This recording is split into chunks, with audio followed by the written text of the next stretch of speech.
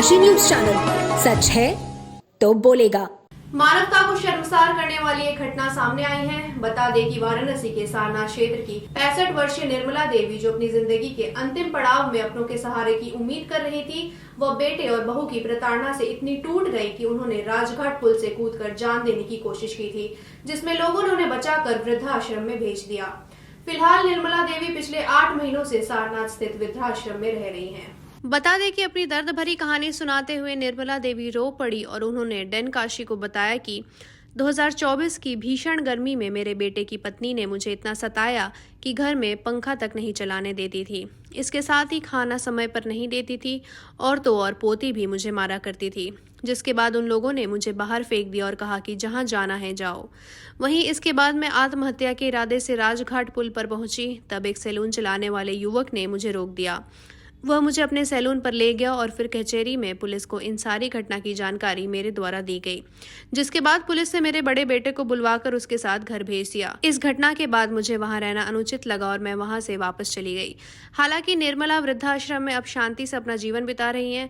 वहीं निर्मला कहती हैं, अपनों ने जब साथ छोड़ दिया तो इस आश्रम ने मुझे सहारा दिया, अब यही मेरा घर है। मई का आए हैं आज यहाँ आप क्यों रह रही हैं, वजह क्या है? मेरा वजह है यही है, मेरे बहू बहुत हमारे ऊपर अत्याचार रहे थे। बहू बेटा इधर देखिए, कैसा अत्याचार कर रही थी, क्या वजह? लोग खाना पीना ठीक से नहीं देते रहे, कहे कि यहाँ पर जगह नहीं है रहने का और कोई ठिकाना है, जाओ चली जाओ यहाँ से।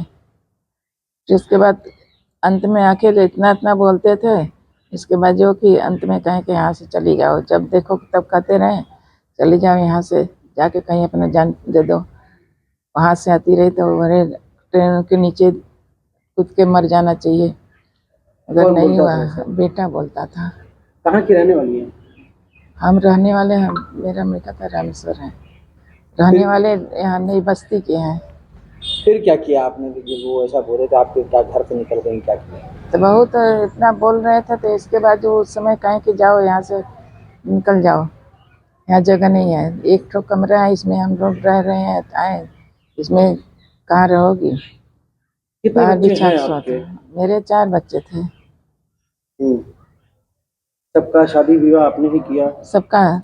मेरे पति मर गए, स्वर्गवास हो गए, तो उसके बाद तो चारों लोग का शादी किए, लड़के लोग का, 2 बेटी का भी शादी किए सबका। ये वृद्धाश्रम में कब से रह रही हैं आप? क्या अब मई में आए हैं। तो घर से कोई आता है यहाँ पे मिलने के लिए? नहीं, मेरी बेटी आई थी बड़ी वाली, पता हुआ उसको, तो बेटी बड़ी वाली आई थी मिलने के लिए। तो क्या बेटी के साथ नहीं चली गई आप? नहीं, तो बेटी के भी बेटे हैं ना, 3 ठो बेटे हैं, लड़की है, वो भी किराए में रहती है, तो कहाँ रखेगी मेरे को? बेटी आती है यहाँ? आई थी मिलने उससे।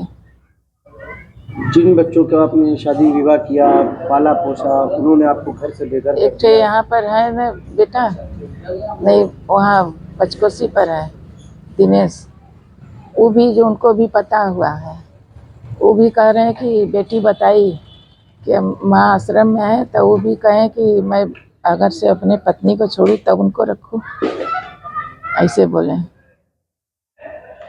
पूर्वांचल की खबरों से जुड़े रहने के लिए आज ही सब्सक्राइब करें हमारा YouTube चैनल डनकाशी, और हाँ, लेटेस्ट अपडेट्स के लिए बेल आइकन को प्रेस करना ना भूलें। और आपके पास है कोई जानकारी या है कोई सूचना, तो हमारे दिए गए नंबर पर आप हमसे संपर्क कर सकते हैं।